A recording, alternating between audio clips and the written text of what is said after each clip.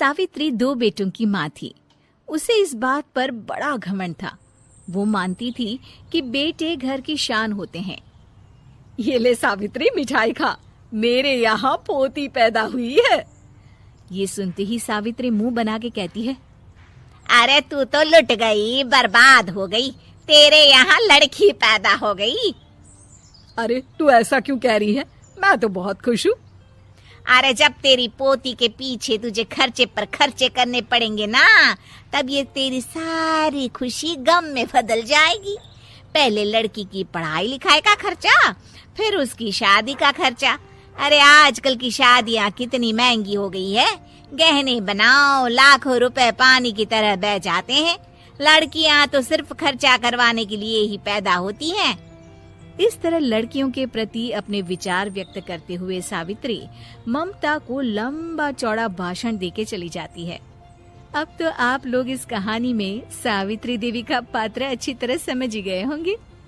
कुछ समय बाद सावित्री की बड़ी बहू भी एक लड़की को जन्म देती है।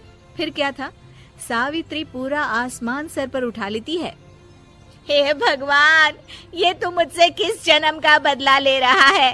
अरे मैं तो मंदिर में रोज आकर तुझसे कहती तो थी कि मुझे एक पोता चाहिए, और तूने मुझे पोती दे दी। इतनी मिठाइयाँ और प्रसाद चढ़ाने का क्या फायदा हुआ? तभी सावित्री की बहू निशा कहती है, क्या माँ जी, आप भी इतनी सी बात पर नाराज हो गई हैं? देखिए तो आपकी पोती कितनी सुंदर है, बिल्कुल आप पर गई है। अरे चुप कर, तुझे 9 महीने इतने महंगे महंगे काजू बादाम फल फ्रूट खिलाने का फायदा क्या हुआ? मेरे तो सारे पैसे बर्बाद हो गए। ये सुन सावित्री का बड़ा बेटा अजय कहता है, माँ, तुम सिर्फ नाम के लिए 2020 में रहती हो।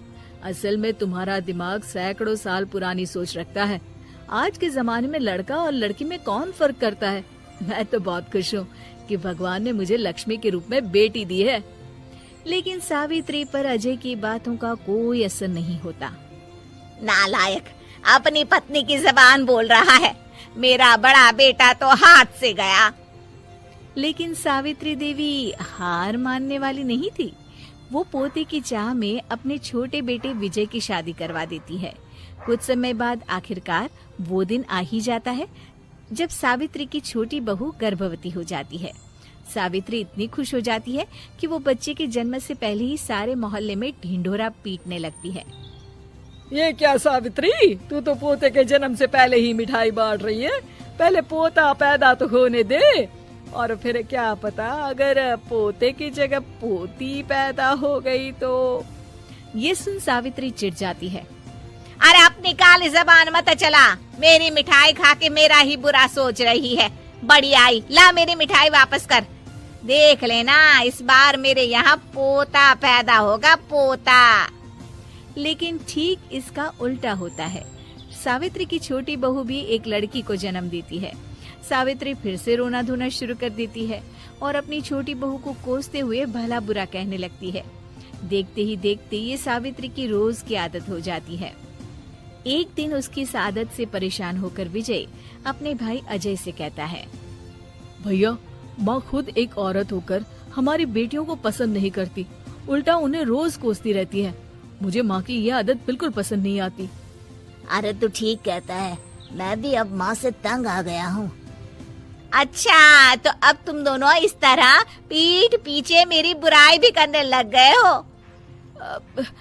नहीं माँ, हम चाहते हैं कि घर में शांति बनी रहे। हमें हमारी बेटियाँ बहुत प्यारी है।